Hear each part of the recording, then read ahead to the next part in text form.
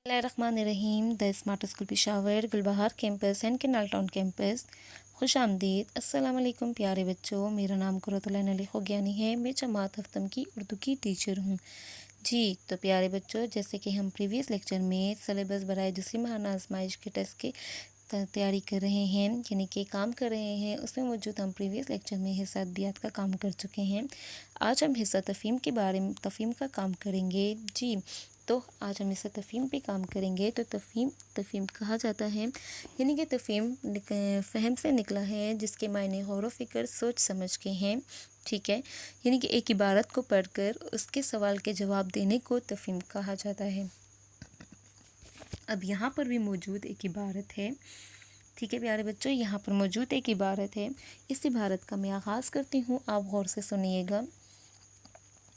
इंसान में फितरती तौर पर उड़ने की ख्वाहिश हमेशा से मौजूद रही है। यही वजह है कि वो कभी अपने ख्वाबों में उड़ रहा होता है, तो कभी किस्से कहानियों में। हवाई जहाज़ की ईजाद से पहले अक्सर पुरानी कहानियों का मुताला किया जाए तो इनमें इंसान के उड़ने का एक तस्वर मौजूद है। ये बात किसी के वहमो गुमान में भी नहीं थी कि इंसान के इस ख्याली उड़न कालीन, यानी कि उड़ने वाले कालीन का तस्वर कभी हकीकत का रूप भी धार सकता है। कल तक ग़ारों में रहने वाला इंसान आज रूहे ज़मीन पर ना सिर्फ आलिशान महल में रहता है, बल्कि अपने तजस्सुस के बलबूते पर खलाओं में पहुँच कर कायनात के बेशुमार सरबस्ता राज़ों को अफ़शा करने में कामयाब हुआ है। हवाई जहाज़ इंसान की एक ऐसी, नेक्स्ट पेज पर आए जी, नेक्स्ट पेज पर आएँ। ऐसी दिलचस्प और अहम इजाद है जिसने हयात इंसानी में दूरियों और फासलों का तस्वर मिटाकर इनकलाब बर्पा कर दिया है। हवाई जहाज़ जैसी मुफीद और हैरान कुन इजाद को, जो दो भाइयों राइट ब्रदर के नाम से मशहूर है, उन्होंने इंसानों के ख्वाबों को मुमकिन बना दिया और एक मर्जी जादुई कहानी को हकीकत का रूप दिया। ठीक है,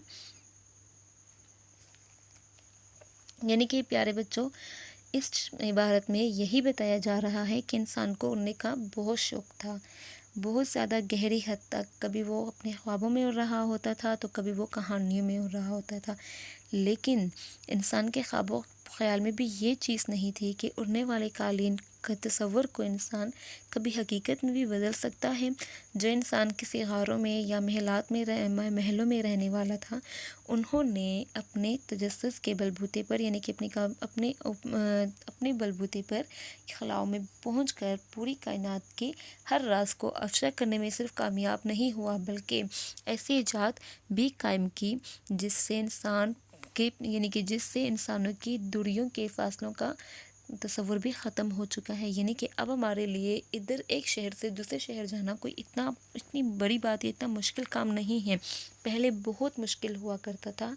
ठीक है, और ये सब करने वाला ये जो इजाद करने वाला था, जो जहाज़ इजाद हुआ था, ये जो कारनामा था, वो किनका था? दो भाइयों राइट ब्रदर का था। ठीक है प्यारे बच्चों, यानी कि उन्होंने इंसान के ख्वाबों को मुमकिन बनाया है, और जो कहानी की जो जादुई हकीकत थी, जादुई ख्वाब था, उसको हकीकत में बदला है। ठीक है, मुझे उम्मीद है कि आपको इस पैराग्राफ की समझ आई है। अब हम सवाल जवाबात पे आते हैं। दुरुस्त जवाब का इंतखाब कीजिए। हवाई जहाज़ को ईजाद करके इंसान ने तस्वर मिटा दिया किसका? दूरियों और फासलों का, या एहतराम और मोहब्बत का?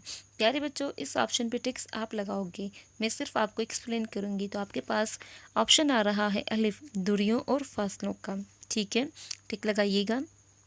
नंबर 2 है, इंसान में फितरती तौर पर डैश की ख्वाहिश हमेशा से मौजूद रही है। किसकी ख्वाहिश? आपको पता है किसकी ख्वाहिश? जी, तो हमारे पास है ख्वाबों की या उड़ने की। तो उड़ने की ख्वाहिश पे टिक लगाइएगा। ठीक है, हवाई जहाज़ किसने ईजाद किया? जॉन्स ब्रदर ने या राइट ब्रदर ने? तो हमारे पास बी ऑप्शन आता है, राइट ब्रदर ने। अच्छा जी, नंबर 4 है, इंसान के उड़ने का एक तस्वर मौजूद है किसमें? कहानी में या अखबार में? तो हमने जैसा कि पैराग्राफ में पढ़ा है, तो वो कहानी में मौजूद है। ठीक है, अब है दुरुस्त मुतरादिफ की जोड़ी है कौन सी? इज़्ज़त या हुर्मत یا عزت یہ ذلت، تو عزت اور ذلت ہمارے پاس درست متضاد کی جوڑی ہے، متضاد الٹ کو بولتے ہیں جی۔ تو پیارے بچوں، مجھے امید ہے کہ آپ کو اس کام کی سمجھ آئی ہے۔ یہ کام آپ نے لوز شیٹ پہ کرنا ہے، پیراگراف کو غور سے پڑھنا ہے اور بہت سارے سوالات کے جوابات خود ڈھونڈنے ہیں اور خود بنانے بھی ہیں۔ اچھا جی، تو اب ہم آتے ہیں اس کام پر کہ خط کشیدہ الفاظ کے مترادف لکھ کر خالی جگہ پر کیجیے۔ مترادف یعنی کہ ہم معنی الفاظ، لفظ الگ ہوتے ہیں لیکن معنی ایک جیسے جن کے ہوں جی۔ تو نمبر 1 ہے آندھی، جو انڈر لائن ہے اس کے آپ نے معنی لکھنے ہیں، ٹھیک ہے، مترادف لکھنے ہیں جو ہم معنی ہوں۔ آندھی اور ڈیش نے ہر چیز کو الٹ پلٹ دیا، بارش نے یا طوفان نے، تو طوفان نے، آندھی، طوفان، دونوں کا مطلب سیم ہی ہے۔ نمبر 2 ہے خواتین کو شرم و ڈیش کا پاس کرنا چاہیے۔ شرم الف ہے آپشن حیا، یا بے آپشن ہے شریک، تو حیا کا الف آپشن آتا ہے۔ نمبر 3 ہے آسمان پر کالے ڈیش بادل سیاہ ہوئے ہیں، چھائے ہوئے ہیں، تو کیا تھا آسمان پر؟ سفید یا سیاہ، تو سیاہ بادل آتے ہیں، ٹھیک ہے۔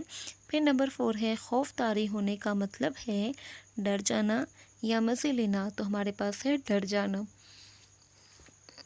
اب نمبر 5 ہے درست مترادف جوڑی کی نشاندہی کیجیے۔ پیڑ، درخت، پیڑ، پودے، یعنی کہ دو لفظ الگ الگ ہوں جن کے معنی سیم ہو۔ پیڑ بھی درخت کو بولا جاتا ہے، درخت بھی پیڑ کو بولا جاتا ہے، تو آپ کے پاس الف آپشن ہے درست، یہ یعنی کہ ہمارے پاس جو درست مترادف جوڑی ہے وہ ہے پیڑ اور درخت، اس پہ بھی ٹک لگا دیجیے گا۔